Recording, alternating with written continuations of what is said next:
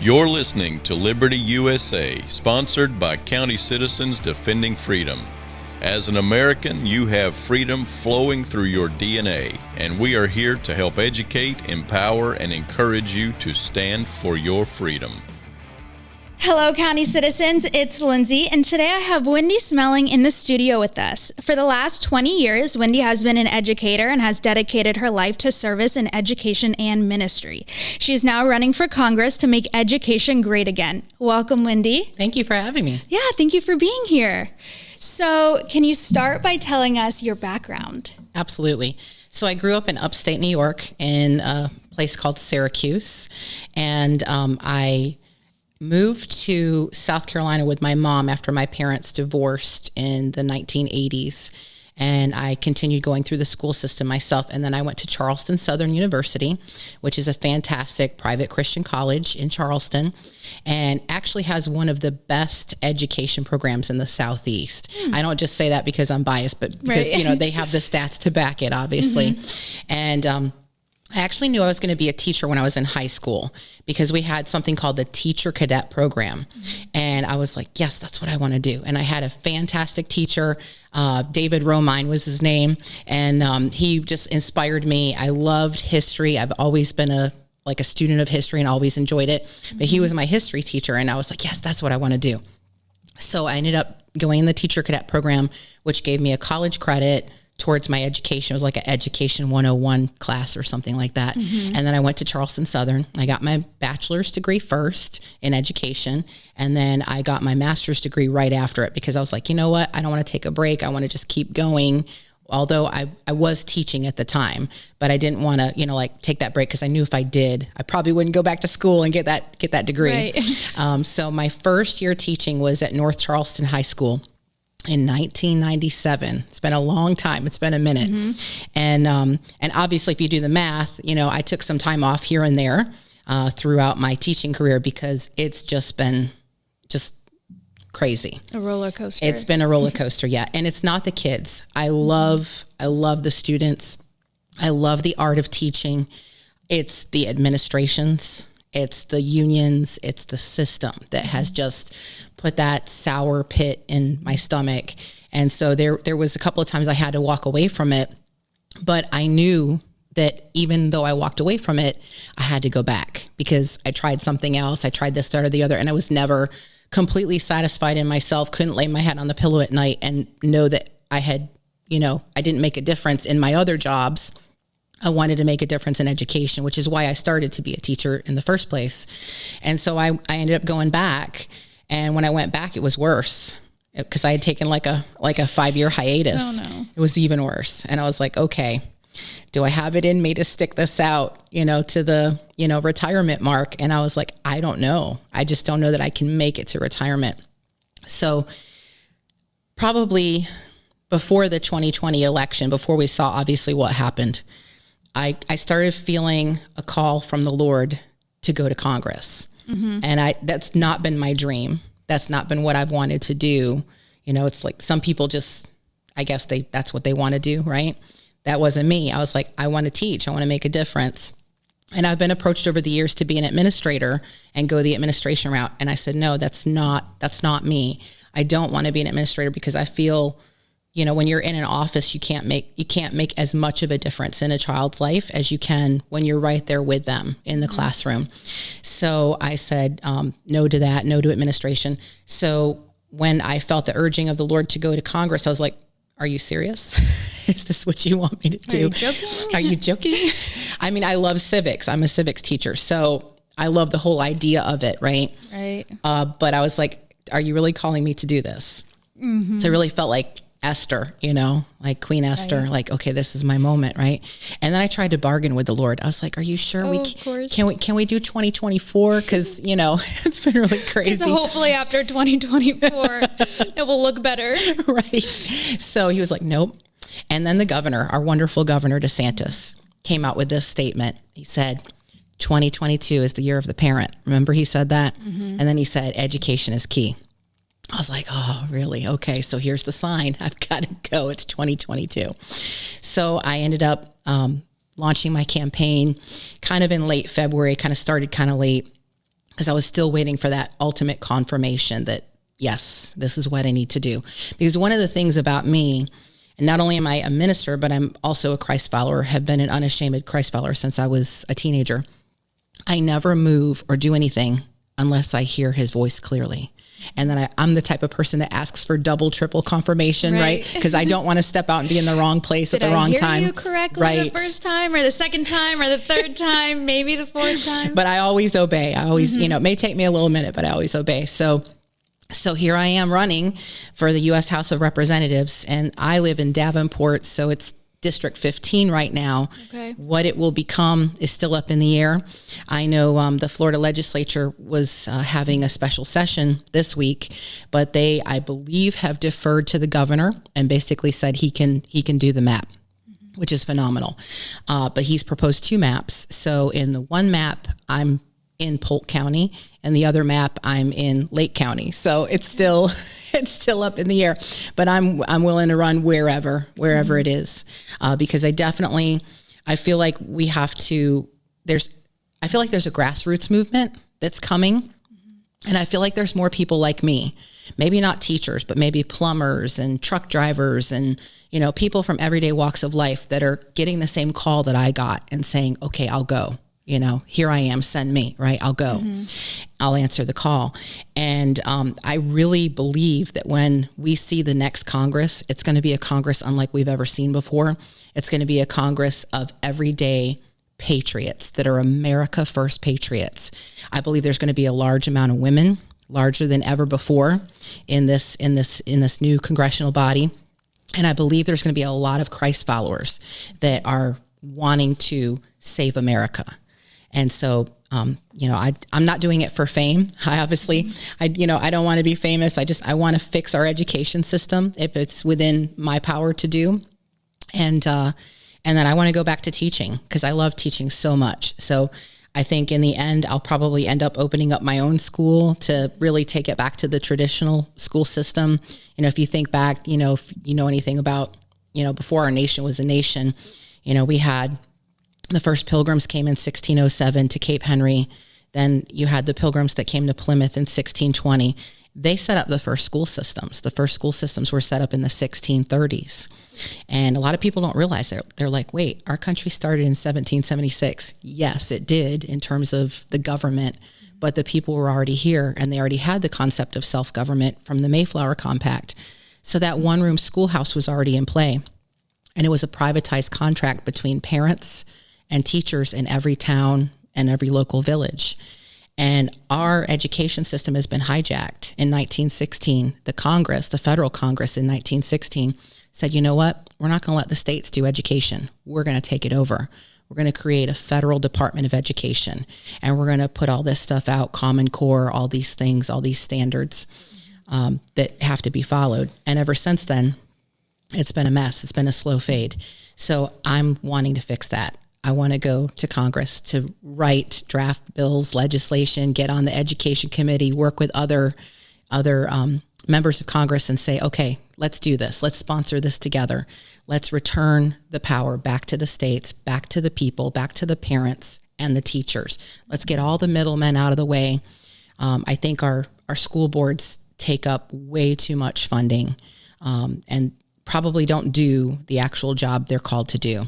So, and I've said this for years to myself, I just want to go back and be that teacher that's in that one-room schoolhouse and do it all myself, because I know the art of teaching and I know how to move students from, point A to point B and, the things that they need to know, not only to be successful in their life, but also to be citizens, good, upstanding citizens, that have studied civics, know how the government works, and will participate themselves when they're adults, when they're old enough. Mm-hmm. So you gave us a lot of information. I did. And covered a very big timeline. So I want to get to your platform on Congress and all of that stuff. But let's rewind a little bit and go back to why did you initially leave the school system and what did you see happening? So you're talking about before the 5-year hiatus, right? Yes. Okay. Yeah. So what I was seeing students that were failing And every year, every 3 to 5 years, you could kind of set your watch by it. There would be a brand new test or assessment or some type of bar that the students had to pass or reach. And every time that would come out, they couldn't attain the standard. No matter how much I taught the standards, no matter how much I taught from primary sources, they couldn't ever achieve what they needed to. And what do you think that's from, being passed through the system, or? So I think it's the way that the testing is written. There's been a lot of this teach to the test methodology that's been going on. And that's to, I think, get funding and, cover people, administrations, school boards, to say, hey, the kids passed, they met the mark. But their mark is not matching up with the actual standards that are life skills based or primary source based. Mm-hmm. So, they may test something totally that they don't need to test. And so I was getting frustrated with that. I was getting frustrated with the lack of support from administration, because obviously behavior and respect has been on a very steep decline in, I would say, the last probably 20 or 30 years. And I've, of course, experienced it in the early part of my career, but it's gotten worse even to this day. So what's happening a lot of times is you'll have students that will misbehave or act up, and you'll send them out to the office and they come right back. It's like a boomerang. And what they've done hasn't ever really been addressed, and it just causes more chaos in your classroom. And, I've had students assault me in the past. I've had students say horrific things to me, which I won't say here. And it's, thank you. You're welcome. And it's like, why? What did I do, to deserve this? When I'm here trying to teach and help you. Exactly. So I just got to a point where I was like, I need to step away. Maybe I need to reevaluate myself. I was thinking it was me. Mm-hmm. I was thinking, okay, maybe my classroom management isn't as good as I thought it was. Maybe I'm not as good of a teacher as I thought I was. I really internalized it, and it was really tough for me. Mm-hmm. And I was almost to a breaking point of, do I even want to do this anymore? Where do I go? My bachelor and my master's degree is in education. What do I do with that? Mm-hmm. Where do I go? So like I said, I would go away, I went away, went on a hiatus, and I just couldn't stay away. And where'd you work when you left? So I worked briefly for some friends from my church that had a online business. It was like a wedding planning business, and they had some other like advertising businesses. So I did kind of like office management for them. But then I went to work for the Mouse, and so I've got stories about that too. Oh, wow. So talk about no upward. They're not any better now. No, talk about no upward mobility in there unless you're of a certain persuasion, if you know what I mean. Mm-hmm. And so I was like, you know what, I'm going back to teaching. This is, at the end of the day, I was like, okay, so what I'm facing in the outside world is not giving me satisfaction, and it's probably just as bad out here, mm-hmm. So I might as well go with what I know, with what I can work with, keep my head down, do my thing, and just, press in and still try to help kids. So I'm curious, because I have a lot of friends who are new in the education system, and the union is very persuasive. So how did you, when you first got into teaching, decipher what the union was telling you? And how did you stay away from that to create your own values and morals? That's a great question. So originally, I started teaching in South Carolina, and there really weren't any unions in South Carolina. So I didn't, or if they were there, I didn't really pay attention to them, or they weren't like in my face to ask me to join or anything. So I never joined a union until I moved here. Do you think you would have back then if it was available? Maybe. Okay. Just to CYA. Mm-hmm. Not to support them, not to support their agenda, because when you think historically about unions, they have not been good. Right. So, but as a teacher who's, having to deal with administrations that, want to cancel you because of the woke culture and, don't have your back, sometimes you have to have that support just to say, hey, look, you let me teach, just let me teach. I'm not doing anything wrong here. So I know when I first started teaching, because when I first moved to Florida, I taught in Orange County Public Schools. I didn't encounter any of the unions there. I didn't join the union. When I started teaching in Polk County, that's when I encountered the union. Interesting. PEA. And one of the things they did when I was over at the district office was they came out and we bought your lunch today. We want to talk to you about joining the union. So there was that little, hey, here's a carrot dangling in front of you kind of a thing.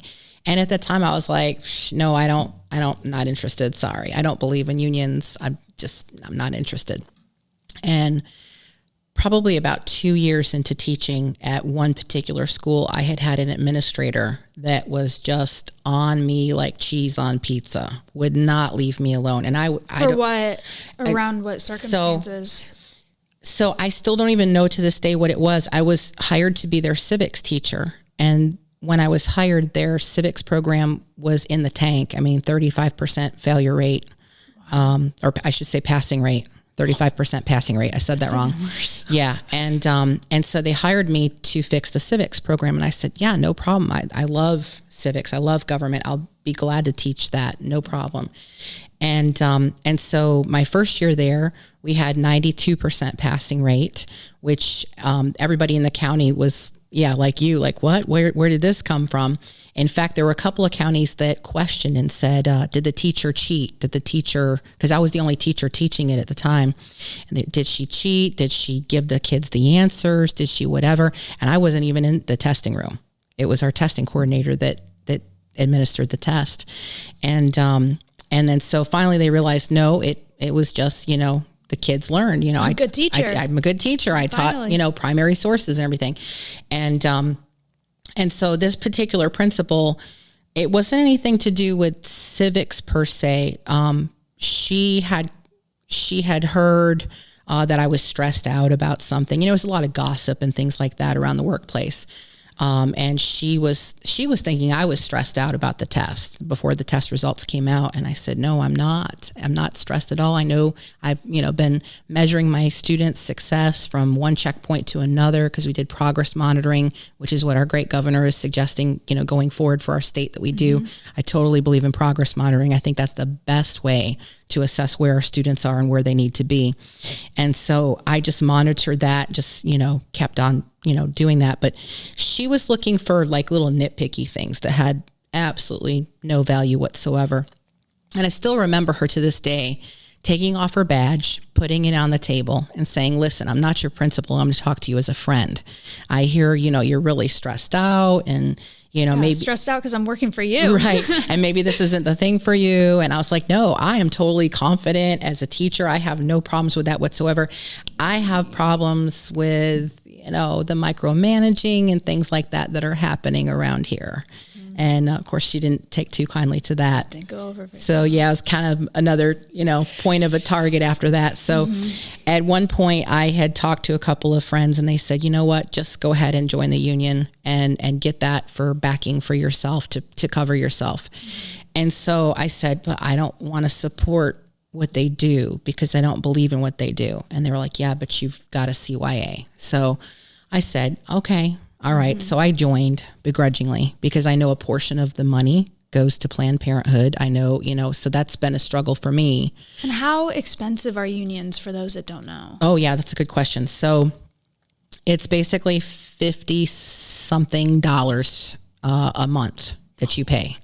Yeah, like 56 or 58. And what are the benefits? So the benefits would be you have union representation if you have a principal that's acting squirrely, like my principals have acted squirrely, and they'll go in and they'll represent you and they'll get the principal to back down. I can give you an example.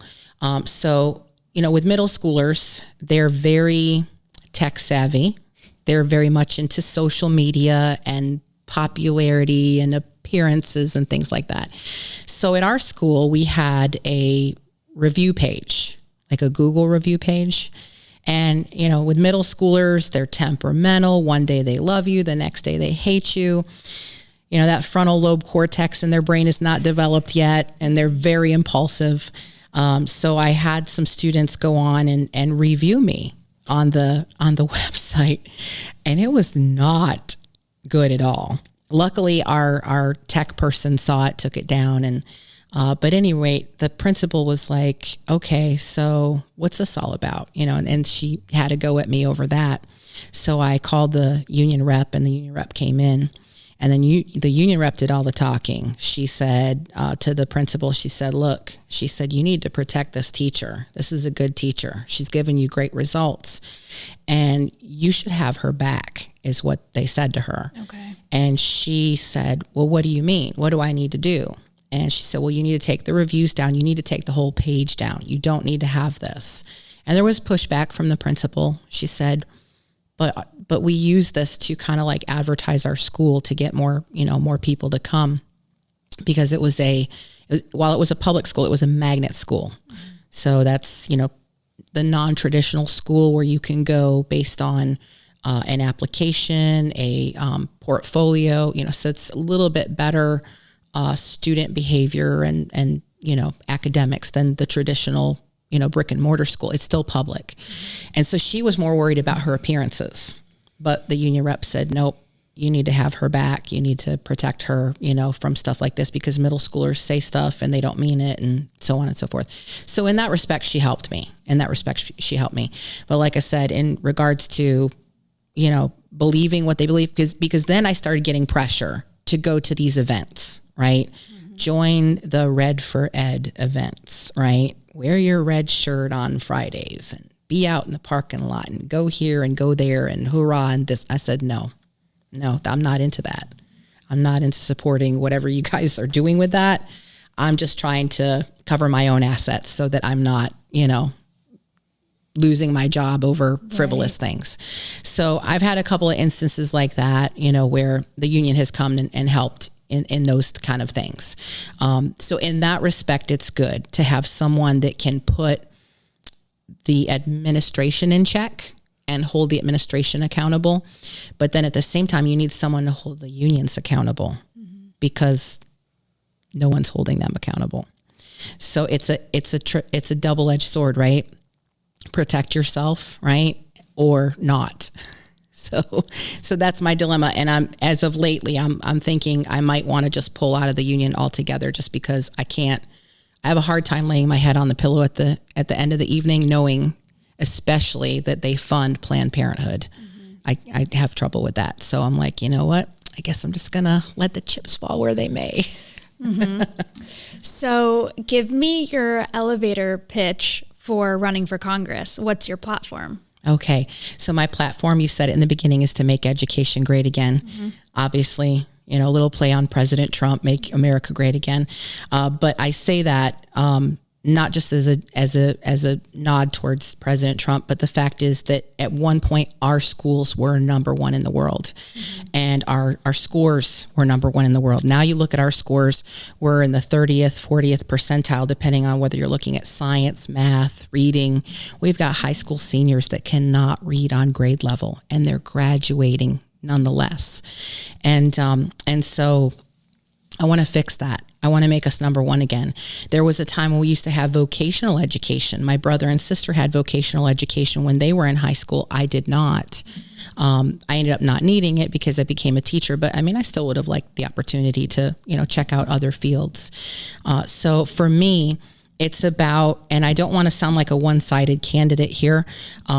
Education is my passion. It is the number one thing that I do want to, try to fix in going to Congress, but it's not the only thing. I'm also the daughter of a Marine, and so I support our veterans, and I want to see that our veterans are taken care of. I know President Trump was really great taking care of our veterans and making sure our military was number one. That's not happened so much under our current president. Unfortunately. Unfortunately, it has not.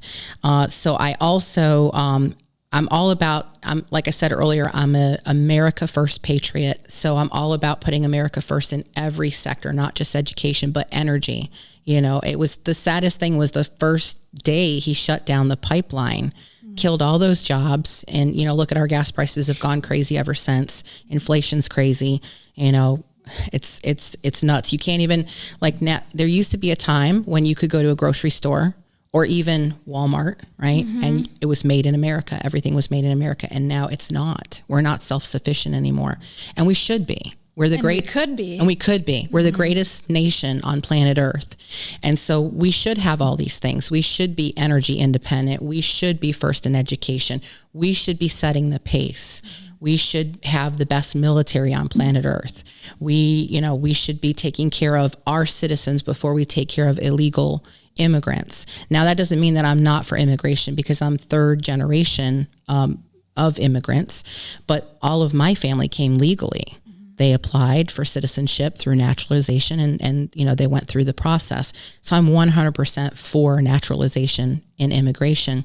What I'm not for is seeing people just stream across our borders in open borders. And the saddest thing about that is even before the pandemic, there was, the statistic was, and I know it's more now, but the statistic before the pandemic, before the open borders, was 300,000 annual human trafficking cases across our southern border of women and children being taken against their will and put in horrible situations that they can't escape from, used and abused constantly. And if for nothing else, shutting the borders, to stop human trafficking, that should be a noble cause, right?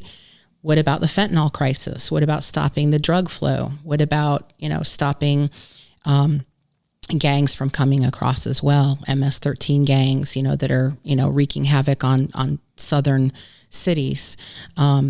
So those are important things as well. So again, like I said, I'm education. I want to be on the education committee. I want to be able to, make things so that our states and our local cities and towns can have control of education. Parents can have control again. We can have school choice. We can be number one in education. But I would be remiss if I didn't count all the other things in that make America great, and have those things as well. One of the other things that I believe strongly in is I love Israel. I've been to Israel in 2007. I was able to travel there. I love the Israeli people. They are a beautiful people, and we need to support them. Our current administration is not supporting Israel. Our previous administration did. So, I want to see that Israeli-American alliance again that needs to be in play, because Lord knows they're alone in their region. They don't have anyone around them that can help them or assist them. They're in a predicament. So I think that's important as well. And so yeah, I would say those are the top issues for me. What is your opinion on CRT? I hate CRT. And CRT is not the only thing out there to worry about. There's all kinds of critical theories to worry about, like the LGBTQ, the gender identity. These are all things that are from the Marxist, socialist, communist viewpoint to try to basically take over the minds of our children and get them to think and believe a different way. And the thing about CRT that people don't realize, it's not about helping anyone. It's about making one set of students victims that feel like they can never escape being a victim, and another set of students, and this is of course based on skin color, they're the ones that are causing the trouble, And to say that you could blame a child right now in 2022 for something that happened 300-400 years ago would be like, okay, I'm German. My heritage is German. I was born and raised in Syracuse, New York, but that would be like me blaming myself for the Holocaust. I'm German as well. That's ridiculous, right? We shouldn't, that was that generation. This is where we are now. And so I always like to say to my students, especially as a history teacher, is, who had it right was Dr. Martin Luther King Jr. He said, we judge people by the content of their character, not by the color of their skin. That's what it comes down to. If, and I've had students say to me, especially with the issue with the police, I support our police 1000%. Love our sheriff, Grady Judd. He's the best. Oh, man. He's just awesome. So glad he can never retire, right? Because what are we going to do without Grady? But, when I have students that say, yeah, the police are all bad, they're all wicked, they're all evil. I'm like, how do you say that? Like, how do you know that for sure? Is it sensationalization you hear in the news and the media? Or have you really encountered that much bad with our police? Well, I remember during the COVID time too, we were all home a lot. We were watching TV a lot. And that's when police brutality really started to spike on social media and the news. Right. And kids were home a lot. So they saw it a lot. With their parents, and they saw it a lot. Yeah. So I tell them, I say, look, I think what you have to realize is the loudest voices that are out there are getting your attention. And it's just like when you're screaming and yelling in the classroom, you're trying to get attention, right? So let me ask this question. Yeah, go ahead. So you just said the loudest voices in the room get the attention. How does that relate to history? Because a lot of times, and correct me if I'm wrong, you're the expert, but a lot of times history can be told from the victors. And I'm learning that, maybe not necessarily the victors, but I'm learning that through this time period that we are living in right now, is that we see history being made, but will history be taught and explained through our viewpoint or through the other viewpoint? So what is your expertise in teaching history, but trying to see what viewpoint history is recorded in, if that makes sense to you? It does. It does make sense. Yes. So you're right. There's, it's like they say, there's 2 or 3 sides to every story, right? There's, yours, mine, and somewhere in between, right? Yeah. So yeah, the same thing can happen with history. The victors can tell the story and they can tell it positively or negatively. So that's why it's upon us as educators, upon myself, to get the whole big picture. Let's look at primary source documents. Let's look at what really happened, because now that we live, in this time frame where we've got social media and everybody's tweeting and making comments about every little thing, and it's their opinion, it's not fact. You have to weigh that. You have to say, okay, well, what is the truth? So you're constantly in search of the truth, right? You can't stop not searching for the truth, because if you listen to just one side, and if it's the side that's screaming the most, it's not necessarily the truth. So you have to do your own research. You have to go and you have to dig and look up statistics. And that's usually the way that I present things to my students. And I say, okay, the percentage of, police brutality, whatever is, this percentage. It's a very low percentage, by the way. And, but you think about that in every career. There's someone that's bad, right? I mean, who hasn't gone to a restaurant and had a bad experience, with a waiter or the chef, or, had a bad teacher, or bad apples everywhere. Exactly. So we can't over sensationalize it because it's just one group of people that's getting the loudest attention in the news. Yeah. So you touched on something else that I think is very important. You said that it's important to fact check and research yourself. Absolutely. And for those listening, I think it's important for us to elect officials that are dedicated to doing research and constantly learning and constantly fact-checking, rather than an official who takes the propaganda. Right. 1,000% correct. I thank you for being one of the candidates that's willing to stand up and say, I will fact-check. Absolutely. I will find primary sources. Exactly. I will not be bought out. Right. And I will find the truth. Yes, 1,000%. I've had a lot of people, as I've been, going to different meetings and meeting with folks, they've been asking me, and they've been telling me too, when you go to Washington, it's a machine up there, and, they're going to suck you in and spit you out, and they're going to promise you the, the sun, the moon, the stars, et cetera, if you do A, B, C, D. I said, well, see, that's the thing. I'm not going to be bought. That's not the type of person I am, because I have to look myself in the mirror. I have to answer to God. I have to lay my head on the pillow at night, and I'm not going to be that kind of person. Who I aspire to be like is, I'm sure I'm going to drop some names here, and you're going to know who I'm talking about. But I love our congressmen and women who are bold, tenacious, ferocious, fierce, warriors of the truth. So of course in our state we have Kat Kamak, right? And then of course we have Jim Jordan from Ohio. We have Marjorie Taylor Greene. So what I aspire to, how some people say, well, when I grow up I want to be like her, right? So I'm going to be a freshman in Congress. So when I go to Congress I want to be like them, right? And so I want to be able to I know it's a lot of late hours. I'm used to that as a teacher, right? By the way, our school day is not over when we leave school. But I want to research. And, whenever they decide to drop bills on us at the last minute, like the Pelosi Congress has been doing to our congressmen and women, they literally have to pull all-nighters to go through these bills and find out what's going on in them. And what I absolutely love, and Lauren Boebert's another one that does this too, what I love about them is they just go online, and they just start dialoguing with their constituents. Hey, it's 2 a.m. Sorry, hope you're up, or you'll see this in the morning. Right. But this is the bill that was dropped on us today. It's 1,000 pages. I just finished reading it, and here's what you need to know about it. So that's my goal. That's my goal, is to be able to do that. Say, this is what's happening. This is what you need to know. I like to get, just to the heart of the point. This is what's important to the constituents. This is what they need to know. And, and I'm fighting for you to, change this or stop this or whatever.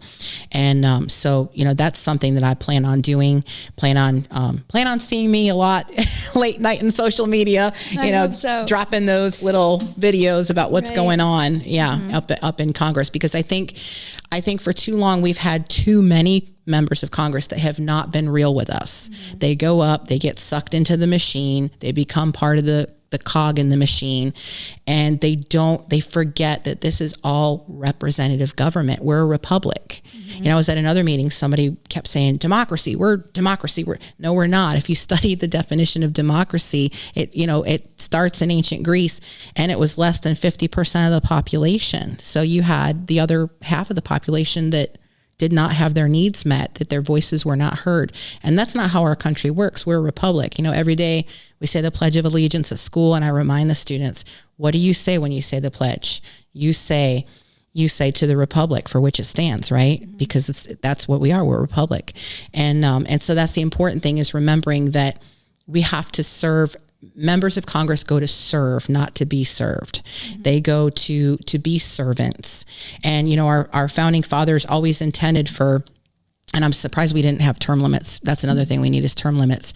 But I'm surprised we haven't had term limits before now, like I said. But what really shocks me is the people that have been there 20, 30, 40 years. Why? Why are you there? You're supposed to go serve your constituents, maybe a term or 2 or 3, and then head home, get back to your life, impact your community, change your community, right? But some people just don't do that. But that's not me. I'm seeing myself as maybe 1, 2 terms, just to get the job done. As soon as my job is done, saying peace out. I'm going back. Right. I'm going back to my classroom, Yeah. So how can we help you as you start to campaign? Oh, yes. I love that question. I need help for sure. So I have my website, which is my name, wendyschmeling.org. Can you spell that for our listeners? Absolutely. So Wendy, just like you think the fast food restaurant Wendy's, is Wendy. And my last name is Schmeling, SCHMELING, just 1 L, and .org. So wendyschmeling.org. So if you go to my website, there's a couple of things on there. Obviously, you can get to know me. You can, look up my platform, different things, about me, things like that. But there's a petition tab there. It says sign my petition. So this is very important for Florida registered voters. If anybody happens to listen to the podcast that's outside of Florida, or I know we have like a lot of snowbirds that are still here, unfortunately they cannot vote for me. It has to be a registered Florida voter. Okay. And from any county in Florida, from any district in Florida, that doesn't matter, because the way that our petition ballot system works is this: you can get your name on the ballot when you have 2,568 of your fellow Florida registered voters to fill out the ballot for you.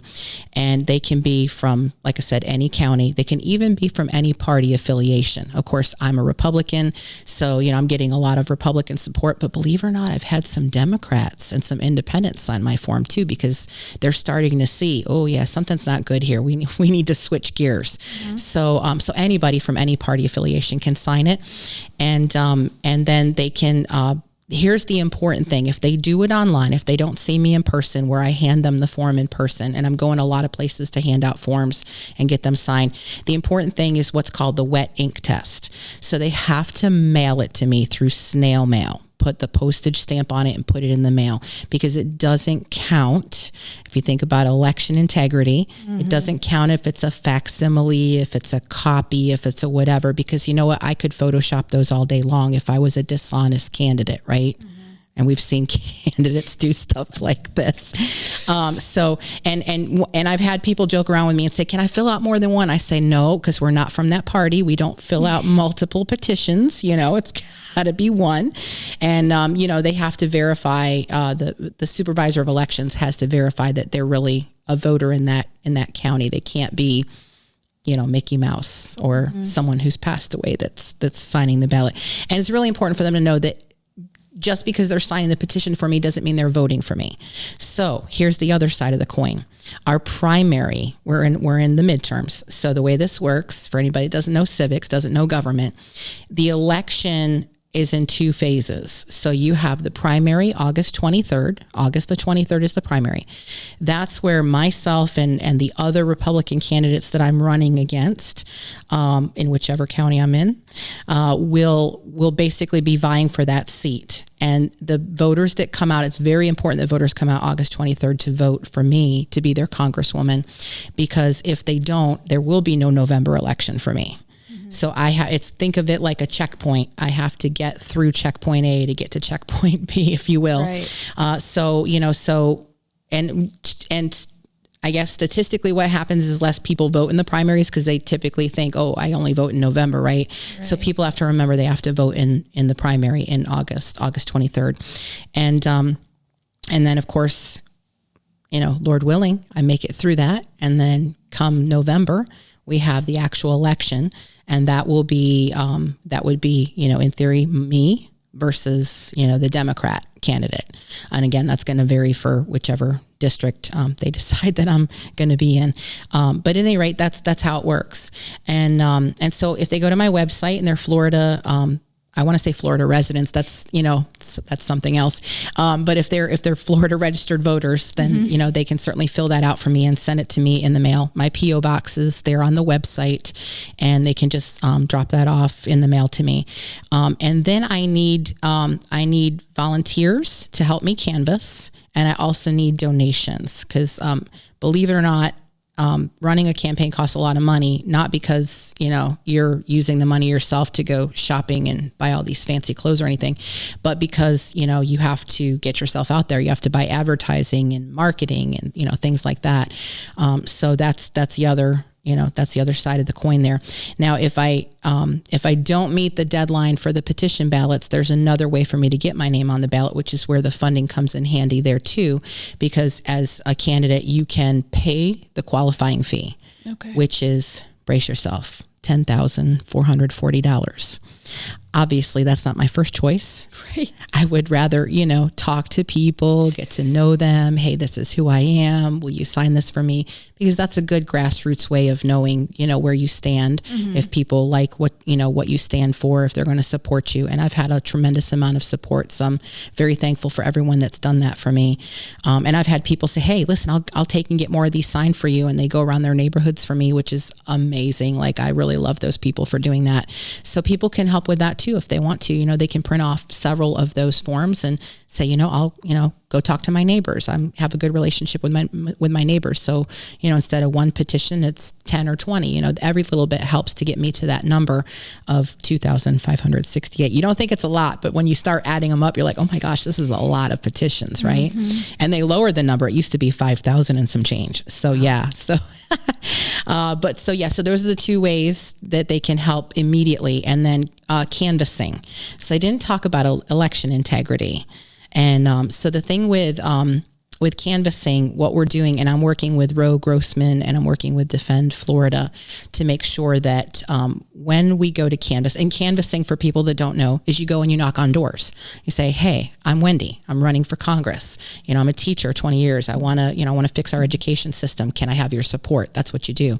And so you may find people that are already registered to vote, which is great, and they can sign your petition, and wonderful. Or you may find that they're not even registered to vote. And so with canvassing, you can also get them registered to vote as well. There's ways to do that. But the most important thing is verifying that they are who they say they are. Like if you go to a house and you have a voter registration roll, and let's say Joe Schmo lives there, or he's supposed to live there, and you find out Joe Schmo hasn't lived there for 10 years, and you find out Joe Schmo's dead, then we obviously need to report back to our supervisor of elections. And we have different tools to do that and say, hey, Joe Schmo needs to be taken off the voter registration roll because he's not here anymore. He doesn't need to get mailed a ballot. Exactly. He doesn't need to be voting in this election. So as we clean up the voter registration rolls, that makes it easier for candidates like myself to get that true vote count as opposed to made up ones. One of the candidates that ran for local commissioner in Haines City not too long ago, I think, and I may not have these stats right, but I think if I heard it right, he won by 20-something votes. I think it was 22 or 26, right? And what had happened was they had cleaned up 400 ballots, or 400 400 roll registrants that were not supposed to be voting. They cleaned that up right before his election. Wow. So imagine if that had not been taken care of, he would not have won. He would have lost. And he's a Republican, by the way. So yeah, this is why voter integrity is so important, because, we don't want elections to be stolen or robbed from the people that are really citizens, that are really having the right to vote, as opposed to someone that's a ghost ballot or a ghost citizen, if you will. That's crazy. Yeah, it's crazy, right? Well, thank you so much for being here today and sharing your platform. Yes, and absolutely. we wish you the best. Thank you. Listeners, thank you for joining me today as well on Liberty USA. Remember, freedom is in your DNA.